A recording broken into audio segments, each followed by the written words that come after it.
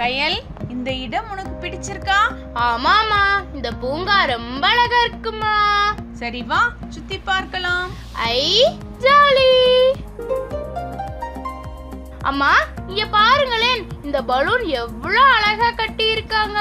ஆமாம் பாப்பா, அதுல என்ன வண்ணம் இருக்கு சொல்ல பார்க்கலாம்.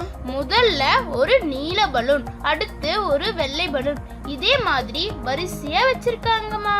சரியா சொன்ன. இந்த மாதிரி தொடர்ந்து வண்ண வண்ணமா சேர்த்தா பார்க்க ரொம்ப அழகா இருக்குது தானே. இதுக்கு பேரு தான் வண்ண அமைப்பு பாப்பா. அம்மா, நான் ஒன்னு கண்டுபிடிக்கவா?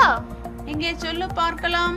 மேல் வரிசை பலூன் கூட ரோஸ், மஞ்சள் என மாறி மாறி இருக்குமா. சரியா சொன்ன கயல். அந்த வானவில்லை பாரேன். அம்மா, 7 வண்ணம் வரிசையா இருக்கு, பார்க்கவே ரொம்ப அழகா இருக்குமா. சரியா சொன்ன கயல். வானவில் எந்த இடத்தில் தோன்றினாலும் அதே வண்ண அமைப்போட அழகா இருக்கும். சரி, அந்த மரத்துக்கிட்ட போலாமா? அம்மா, இங்கேயும் நான் ஒன்னு கண்டுபிடிச்சிட்டேன். என்ன அது சொல்லு பார்க்கலாம். மரத்து மேல பச்சை வண்ணம், கீழே பழுப்பு வண்ணம், எல்லா மரமும் இதே மாதிரி ஒரே அமைப்பா இருக்குல்ல. வண்ண அமைப்பா சரியா கண்டுபிடிச்சு சொல்றியே. சரி,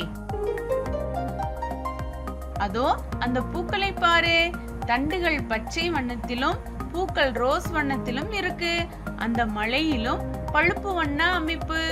இந்த மாதிரி நம்ம பாக்குற நிறைய விஷயத்துல இந்த வண்ண அமைப்பு இருக்கு பாப்பா. இந்த வண்ண அமைப்புகள் பார்க்க ரொம்ப அழகா இருக்குமா, பார்க்கவே ரொம்ப சந்தோஷமா இருக்குமா. உனக்கு ஒரு போட்டி வைக்கவா? இந்த பூங்கால ஒரு ஆங்கில வார்த்தை இருக்கு, கண்டுபிடிச்சு சொல்லு பார்க்கலாம். ஹை, நான் கண்டுபிடிச்சிட்டேன். அதோ அந்த ராட்டினம், சறுக்கல் எல்லாம் பாருங்களேன். ஓ, ஏ, எஸ், ஐ, அப்புறம் எஸ். சூப்பர்.